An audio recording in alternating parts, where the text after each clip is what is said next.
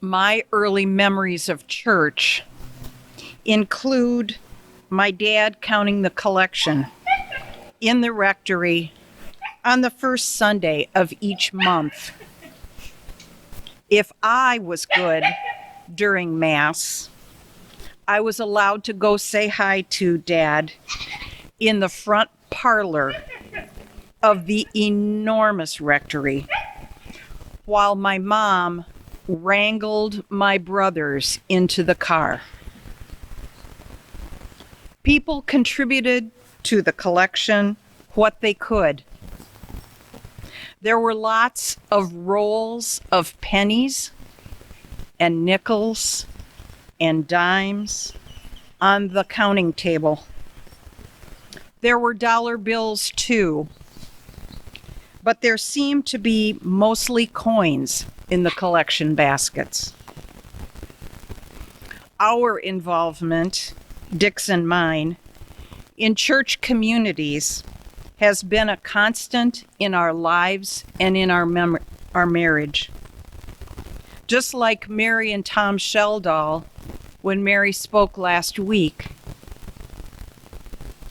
our search for a church family in Des Moines took several years and involved a number of unsuccessful attempts.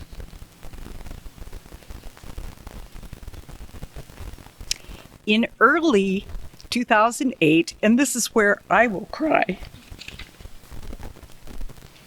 I attended St. Timothy's for the first time.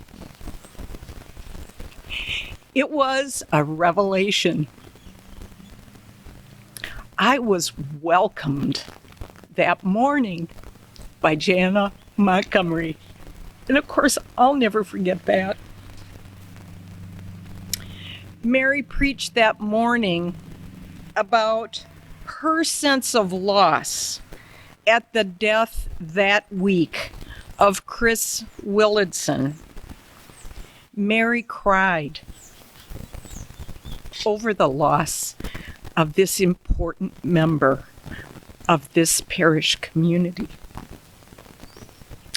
When I went home that morning, I said to Dick, "You need to come with me next week." He did, and here we are, all these years later. We have grown individually and as a couple in this parish community with the help of this parish community. We now stand with you full of hope for our future together, but also we acknowledge the uncertainty we face at this time in the life of our parish. This morning, I read the letter that we received in an email from Bishop Allen and Bishop-elect Betsy. She related the story told by Bishop Kimberly Lucas at their recent House of Bishops meeting. Bishop Lucas told them about the place where the Oregon Trail begins to wind up into the Rocky Mountains in her diocese of Colorado. That's the place where people would have to make hard decisions about the baggage they were carrying with them.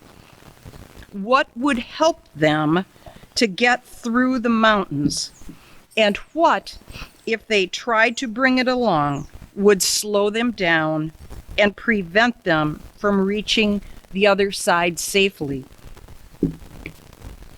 That story and the process of those pioneers struck me as powerfully appropriate, not just for the Episcopal Church in the United States today, but for the Diocese of Iowa and this parish, and us as individuals in this time of transition and the impact we're all dealing with of the global pandemic.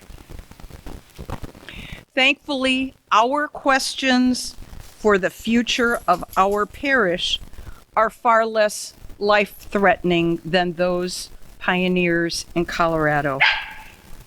Nonetheless, I think we face important questions here too. Despite the uncertainty, I stand before you today with lots of hope for our future, based on our shared religious values, our experiences, and our history. Please join Dick and me in supporting St. Timothy's financially in 2022. Together, we can live with hope for our future together as we seek to become more fully the hands and feet and voice of Christ in our world. Thank you.